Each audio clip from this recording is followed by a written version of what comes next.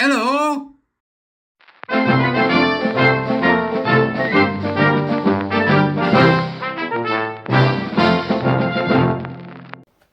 Beep, beep, beep, beep. How are we doing, peapods? I hope that you are well, and welcome back to the court of the Edijester. It's been an interesting few days here at Jesterland, and I've been really enjoying putting together these various bits of learning and information that I hope that you've enjoyed, and by the engagement that I've received from it and the messages I've had, it seems that you have. So let's review what's happened over the last few days before we start in earnest on today's topic, the topic of trans widows. This started when I decided to put in my halfpennyworth about pronouns. You'll find it, just a special pronouns. You'll find it on the site, of course. And then after that, I was doing my man thing by trying to make man sense of this old nonsense. And as one of my Radfem friends tells me, I did a man graph, which you'll remember me putting up. The man graph, right? Okay, saying if this is your position, this is possibly what you might want to do about the pronoun issue. I saw people minimizing the importance of language, which is a very foolish thing to do, in my opinion, all right, okay? Because this is all about language. I had sessions with the warrior teacher yesterday, speaking to people from different places and speaking to people coming from different places. And there is an across the board understanding of this within various groups. It doesn't stop us continuing the conversation. And as usual, the warrior teachers provide me with succor in allowing me to think about what's going on and to discuss with them some of the issues that are coming forward and that are being fought over, even as I speak. So we had that. We did that. That's the little thing with the, here's my man graph. Yep. And then we talked about a session from the warrior teacher program that I took you through, which was a very, very simplistic one, about how each individual's internal dialogue is going to be what makes them decide which stance they take in this particular situation. What will it do to me? How will it affect me? And again, there's a man table. I'm never going to forgive her for this. A man table, right? Okay. So once again, then we talked through that, and the response was, of course, positive on that as well. I'm really pleased. Thank you for that.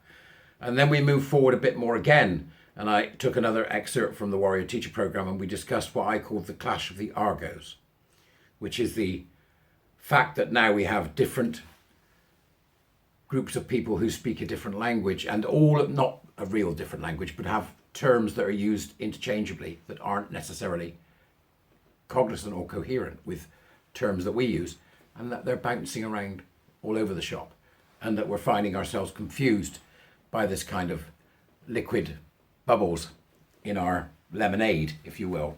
Bounce, bounce, bounce, bounce, bounce, bounce, causing difficulties, causing problems. So that was also taken very well. And then I produced a video about a film called Personal Services, Winky Pooh's Mop Bots, right? Which is all about the kind of kinkiness that the British have done and do. We've always been quite staid about sex, the truth be told, but saucy postcards at the seaside, carry-on films and the likes of Personal Service have carried us through in some ways in dealing with the apparent kinkiness of the British people, which is quite fun. The film itself is fun.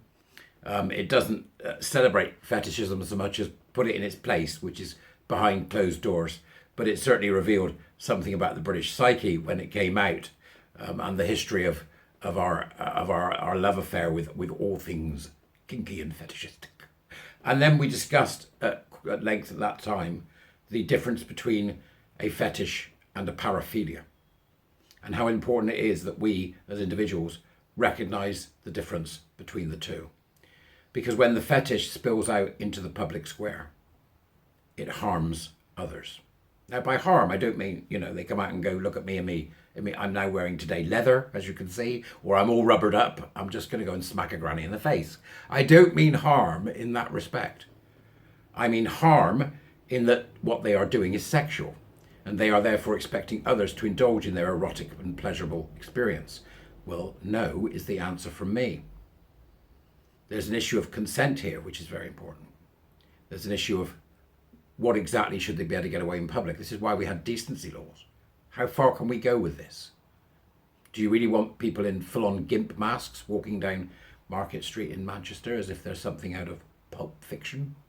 Bring on the gimp. Is that what you want? So a paraphilia is exactly what that is. It is something that that causes harm to others, and that's worth recognising, that it also causes harm to society. And to get this straight in our heads, I think it's very important that we try to recognise first and foremost that I think that there is a public confusion about exactly what we are talking about. And I'd be very interested to hear from you in the doobries about whether or not, no, not the doobries, the comments, I do that all the time, about whether or not what I say resonates with you. And I think that generally the public are under the delusion that these people are gay men. They're under that delusion, I believe, that they are gay men. And I would understand perfectly, and I'm sure you will too, why that may be the case. After all, the forced teaming of the LGB with the T was absolutely central for them to develop the fake knowledge that will allow the public to hold on to the fact that they think the two are the same things. It is important that we unequivocally state they are not. They are not the same things at all. The vast majority of people who practice this paraphilia are straight men. In fact, they are straight men, most of whom emerge in their whatever outfit makes them feel what they want to feel, who are predominantly from masculinized environments. The number of these men that I've met who are engineers and ex-army and something going on there, and I'm not sure about what. We've centered these men in discourse in our society, and we've done so now for a long time. You can see a clip of India Willoughby talking to Posey Parker. If you go to my Dubras section, you'll see the link in it there. And it's 5 years old now, and with no disrespect to anybody in it, it comes across as phenomenally naive, except of course Posey, who nails it from day one. You will then want to take a look perhaps at the interview with Helen Joyce, which was out a few weeks ago, in which Helen talks generally about the issues with the transgender movement and does so with all the eloquence you would expect from her. So I'm sick of us centering these men. I'm sick of us centering these erotically charged men who have paraphilias. I'm sick of it. And I want less of it. That's my take. Okay? It might not be yours, but that's certainly my take, is that I want to see less of them. So less of them that I don't ever hear about them again. That'll do me, right? Take it back to wherever it came from. Do it in the privacy of your own home. And then we hit a road bump. And there's a reason why we hit a bump in that particular road. Is because I can say that. Get it back in the bedroom, and we should. Get it back in your home. Get it back behind closed doors, private parties, private clubs. Get it back behind all that. Because what we have to recognise is that this always was and always will be a movement for straight men in dresses. And we need to get them out of the public square. Have a look at this. You can see it there. That's from the original Beaumont Society blurb. They talk about women as confused, and they talk about gay people as beyond the pale. They must not have a hint of gayness. That's what they're saying there in that document that you can see on the screen now. And the link to the full document is in the doobries. Okay? So this is the type of thing we're dealing with. I'm sick of centering these men. So today, I want you to take up the cudgel, take up the challenge, and I want you to have a look at the fate of trans widows and their children. So that's who I'd like to see us amplify. Let's get them on GB News. Let's get them on national television. Let's get them to talk about the reality of living with a man who has this paraphilia, of living with a man who breaches boundaries, of living with a man who will disrupt and destroy a marriage with children in it in order to feed his paraphilia. That's what I'd like us to do.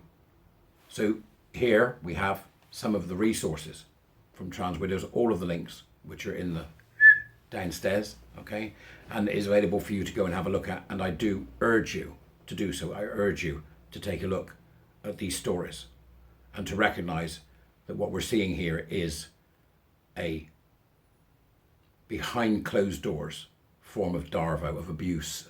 It is abuse. It's harm. harm to children, harm to women. That is not to say that every situation in which a woman finds herself with these men is something that I am able to condemn. I cannot. I can only bring forward and say to you, look, don't just look, see. See the stories of the trans widows. See the stories of what happens.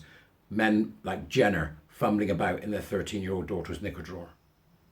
Or the men who will take their daughter while they're dressed in their fetishistic gear and paraphilic mood, will take their daughter for their first bra fitting.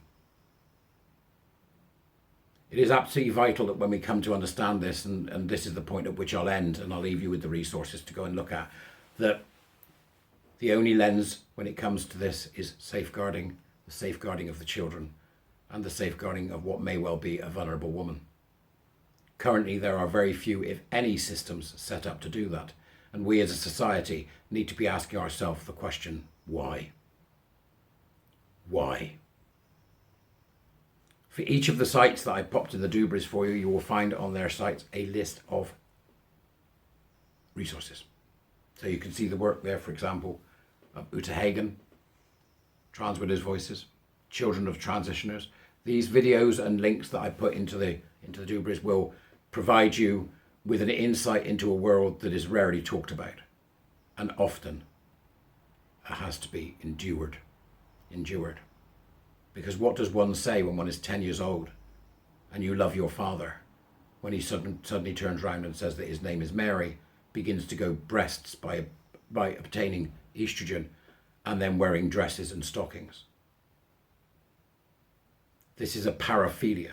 It is not a simple saucy seaside postcard. It is something much darker. And it is absolutely important that we as a society begin to recognise that. And in my personal opinion, stop centering them at all, because that's exactly what they've wanted from the beginning.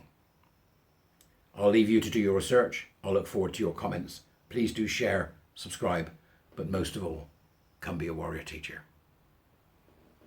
I'll see you all later. Thanks for listening.